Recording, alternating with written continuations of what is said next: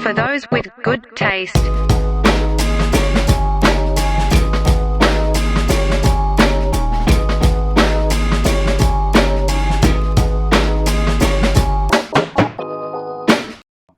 Let's move on to an organization that does put on massive fucking cards. Yeah, when you talk about structure and getting it done right, they 9 times out of 10 are going to get it right. Yeah, dude, this is a stacked one, and I feel like it's like a broken record when it comes to the UFC with saying this is fucking stacked, bro. It's the best card of all time, best card of the year. Break that record, bro.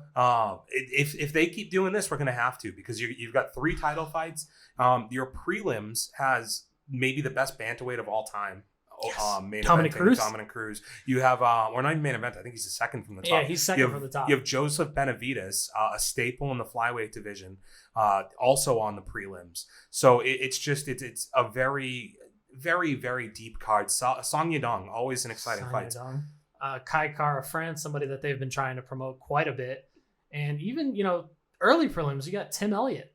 Yeah, I mean, that's somebody. We might give you some breakdowns on those later, but needless to say, this card is big from top to bottom. Great matchups. But let's start off with the main event, the big deal here, right? Yeah, I mean, we've got champion versus champion status in the biggest way. You have I'll start here with maybe, and I don't even think if this is like hyperbole or anything, like maybe the hottest prospect. Is he even a prospect anymore? Maybe one of the biggest rising stars. He's creeping into that top 5 potential for, I think, star power in the UFC. He might have already gotten there. Israel Stylebender. The last Adesanya. Stylebender, baby. Yes. A guy who started his career in 2010 in the kickboxing world. He's done kickboxing. He's done Muay Thai. He's participated in boxing, and in 2012 he took up the sport of MMA. The mantle, the fucking collective of all of it. From then, 2010 or 2012, he is actually undefeated, 20-0, Matt. That's insane. Right? It's so crazy. It's insane in MMA because you don't actually get easy matchups for a majority of your career, and I don't think he's taken the easy way to get here.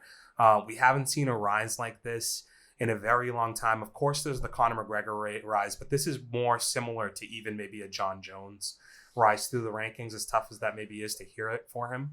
I don't think that's outside of the realm of praise that you can give Israel Adesanya, because when you talk about kickboxing, the man only had 1 loss. Yeah. And it was a devastating loss, but it's 1 loss nonetheless.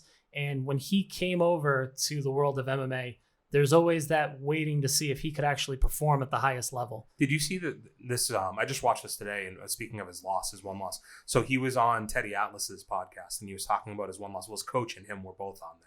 And his coach was saying the issue with the 1 loss in kickboxing was actually, or not the 1 loss, but his 1 knockout loss that he has on his record, rather. He had lost a fight previous to that by decision, but it was a decision that most thought he won. So he came out pissed off the next fight, fought with emotion. Yep. And ends up in the last 30 seconds of a fight he was winning, getting knocked out, going toe to toe with somebody. And I just thought that was interesting. Like, I just heard that story today, and it's a learning lesson for a guy who's clearly, look at his record since then. I mean, he's a TKO machine first and foremost. Does it in devastating fashion. So yeah, he's looking to unify a couple belts. Matt, how about your guy? It's not going to be easy, because the guy that he has to beat to get that all coveted champ status, as DC would call it, is one Jan Blachowicz, who is currently the 205-pound champion. And if you look at Jan's career, there's no way you would have thought that he gets here. So he starts off 2007 fighting for KSW. The majority of his career is in KSW over in Chechnya. And he's rattling off wins. Poland, sorry.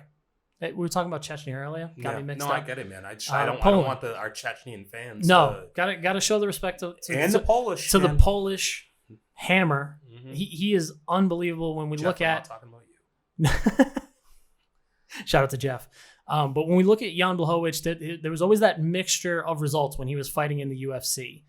He lost to guys when they were perennial top 10 contenders. We're talking about Patrick Cummins, Corey Anderson.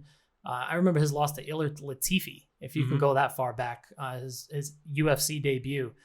But since then, he had a turn, avenge some of those losses. He beats Corey Anderson, beats Patrick Cummins. Jimmy Manawa. beats Jimmy Mano. That's another big one that I forgot that he avenged that loss. And when you look at the names that he's beaten, you would almost consider him the 185-pound to 205 transition killer. Yeah, I mean, he's taken out, at this point, Chris Weidman, Luke Rockhold, and now, also, no, so not Chris Weidman, excuse me, Ronaldo Jacare Souza.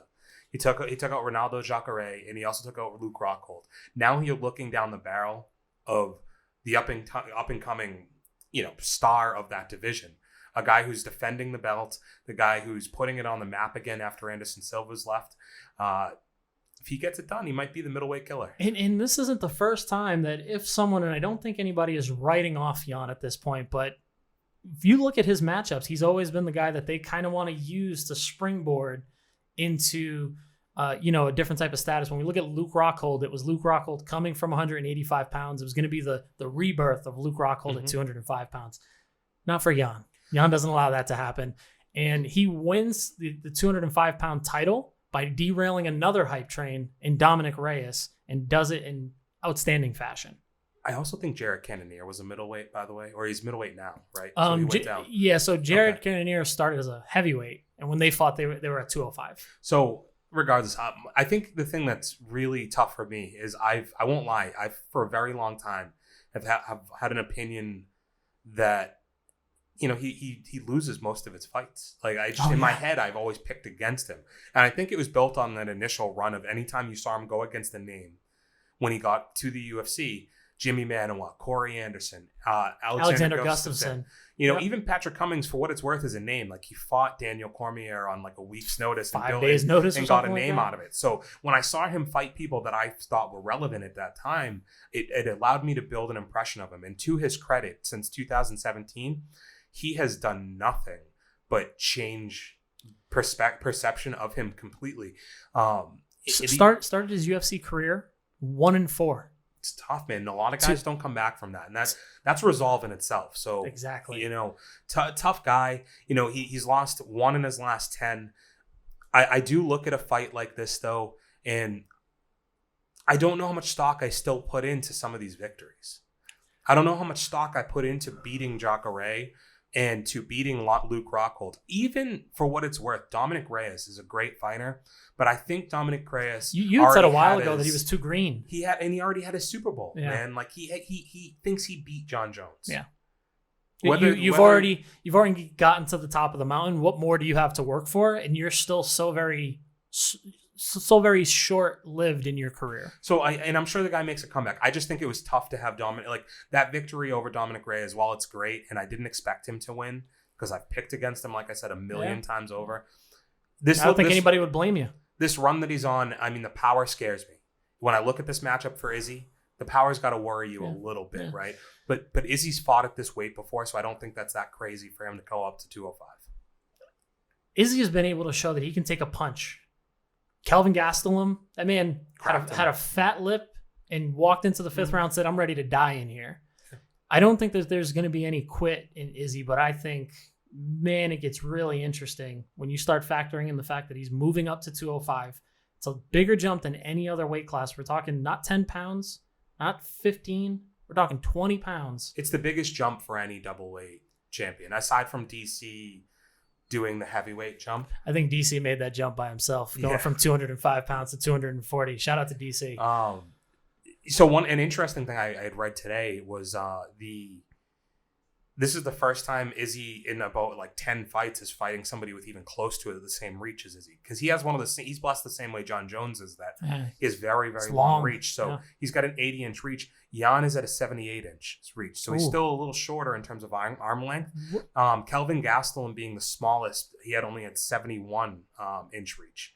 But I think what's interesting there, or something that I kind of took from that, is Israel Adesanya is 6'4". Yeah, so the length, they're just not that far apart in size. Okay. I think Jan's going to be a thicker. He's girthy. Yeah, he's going to be girthy. You know. Did you say pause on thick? Oh, yeah, thicker guy, you know. I was going to say girthy, so I can pause. Sorry. I do think it's interesting, though. Is there an advantage that Kelvin Gastelum had in the shorter arm reach that he got inside the reach, and he fought a very tight in the pocket style that I just, I know that if Jan puts him on his back foot and is able to march him down and put him on the end of his punches, it's going to be a long night for Izzy.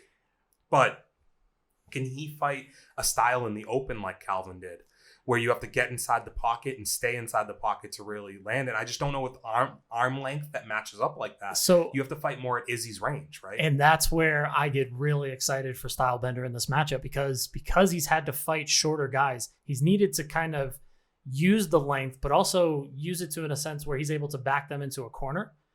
Here, he's not going to need to do that because he's going to be able to somewhat dance around Jan, get a little bit more movement going, and keep him at arm's length. I think we see a lot more of the kicking game from Israel Adesanya in this, and that only sets up his hands, which for me, man, I think it sets up a beautiful matchup.